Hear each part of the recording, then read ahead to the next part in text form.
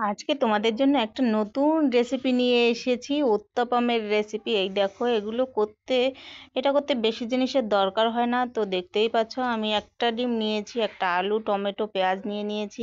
তোমরা তোমাদের পছন্দের সবজি ব্যবহার করতে পারো, যেমন ক্যাপসিকাম ব্যবহার করতে পারো, কুচি কুচি করে গাজর ব্যবহার করতে পারো কেটে। তো যাই হোক, আমি আমার হাতের কাছে যা ছিল তাই দিয়েই করেছি। তো পেঁয়াজটা সুন্দর করে ছুলে ধুয়ে এটাকে কুচি করে কেটে নেব। আর পেঁয়াজের মতো সব সবজিগুলোকেও কেটে নেব। তো আলুটা ছিলে নিচ্ছি। এটা আমি বানিয়েছিলাম আমার মেয়ের টিফিনের জন্যে। ও তো খেয়ে খুব খুশি, খুব ভালো লেগেছে বলছিল ওর কাছে। তো যাই হোক, এই দেখো, আমি এর ভিতরে কথা বলতে বলতে আলুটাও ছিলে নিয়েছি। তো এবার পেঁয়াজটাকে কুচি করে নিচ্ছি।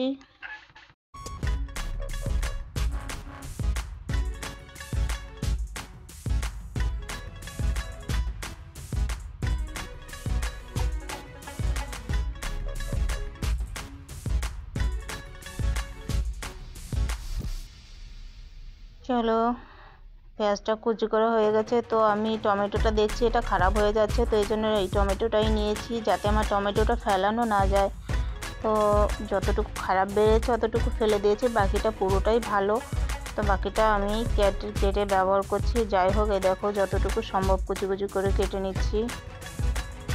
তোমরা চাইলে এর ভিতরে ক্যাপসিকাম ব্যবহার করতে পারো, যে ক্যাপসিকামই তোমাদের কাছে থাকুক না কেন। তো এবার আমি ছিলে রাখা আলুটা সুন্দর করে গ্রেট করে নিচ্ছি। আমার এই গ্রেটারটা খুবই ছোট। গ্রেট করে এর ভিতরে আমি একটু জল দিয়ে দিচ্ছি, কারণ আলুটা না হলে কালো হয়ে যাবে। আমি তো লঙ্কা দেওয়ার কথা ভুলেই গেছিলাম, তো লঙ্কাটাও দিচ্ছি। এটা বাচ্চারা খাবে, এই জন্য লঙ্কা বেশি দিচ্ছি না, একটা লঙ্কা দিচ্ছি। তোমরা যে যেমন ঝাল খাও তোমাদের মন মতো করে দিয়ে নেবে যদি রেসিপিটা করে খাও। তো আমি অ্যাডভাইস করব, তোমরা একবার করে খেয়ে দেখবে, তোমাদের কাছে খুবই ভালো লাগবে। বাচ্চা বড় সবাই খেতে খুব পছন্দ করবে। আর এটা হেলদি অ্যান্ড টেস্টি নাস্তা বলতে পারো। একটুখানি চাটনি দিয়ে, টমেটো সস দিয়ে খেতে খুবই ভালো লাগে। এই দেখো, এর ভিতরে আমি লঙ্কাটাও কুচি করে নিয়েছি।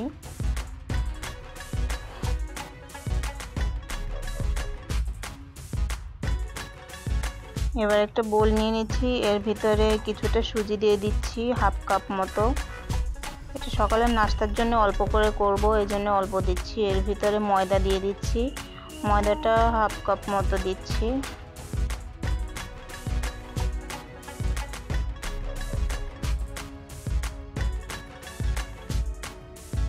এর ভিতরে দিয়ে দেব 1 চুটকি পরিমাণ বেকিং পাউডার আর 1 চুটকি পরিমাণ বেকিং সোডা। তোমরা যতটুকু পরিমাণ ইউজ করবে ততটুকুই দেবে, পরিমাণ বুঝে বেকিং সোডা, বেকিং পাউডার। তো এর ভিতরে আমি নুন দিয়ে দিচ্ছি।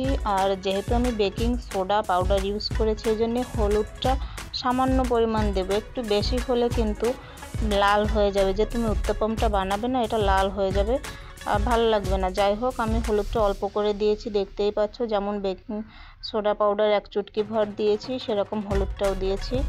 এর ভিতরে খুব সুন্দর করে মিক্স করে নিচ্ছি। সবজিগুলো পরে দেবো, না হলে এর ভিতরে লাম্পস পড়ে যাবে। তো মিক্স করে ডিমটাও ফেটিয়ে দিচ্ছি, এটাও মিক্স করে সবজিগুলো দিয়ে দেবো।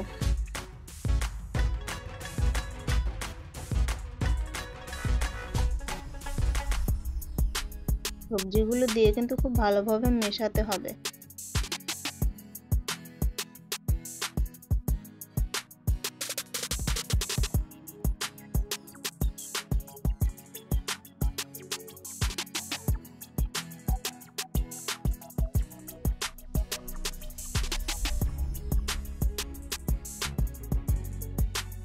তাহলে দেখতেই পাচ্ছ কনসিস্টেন্সিটা আমি কেমন করে দিয়েছি। তোমরাও চেষ্টা করবে এরকম না বেশি গাঢ় হবে না বেশি পাতলা হবে। তো এর ভিতরেই আমি তাওয়াটা বসিয়ে দিয়েছি, ফ্রাই প্যানটা।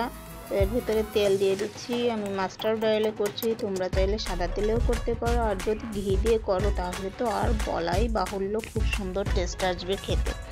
তো আমি 1 চামচ পরিমাণ দিয়ে দিচ্ছি। আর এটা দিয়ে ঢেকে একদম লো ফ্লেমে হতে দেবো 1.5 থেকে 2 মিনিট মতো। এই দেখো হয়ে গেছে, এক পাশ হয়ে গেছে। তো আমি নিচে আর অল্প একটু তেল দিয়ে দেবো। তোমরা চাইলে বেশি তেল দিয়ে করতে পারো, আর ডুবো তেলেও করতে পারো। ডুবো তেলে করলে সেটা কিন্তু আর উত্তপম হবে না, ওটা কিছু অরই হয়ে যাবে। যাই হোক, খেতেও ভালো লাগবে, একবার করে খেয়ে দেখতে পারো।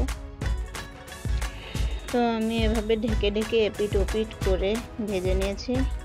দেখো কালারটা খুব সুন্দর আসছে দেখতে। এটা হয়ে গেছে, এটা তুলে নেব, আর এরকম করে সবগুলো আমি বানিয়ে নেব যতগুলো হয়।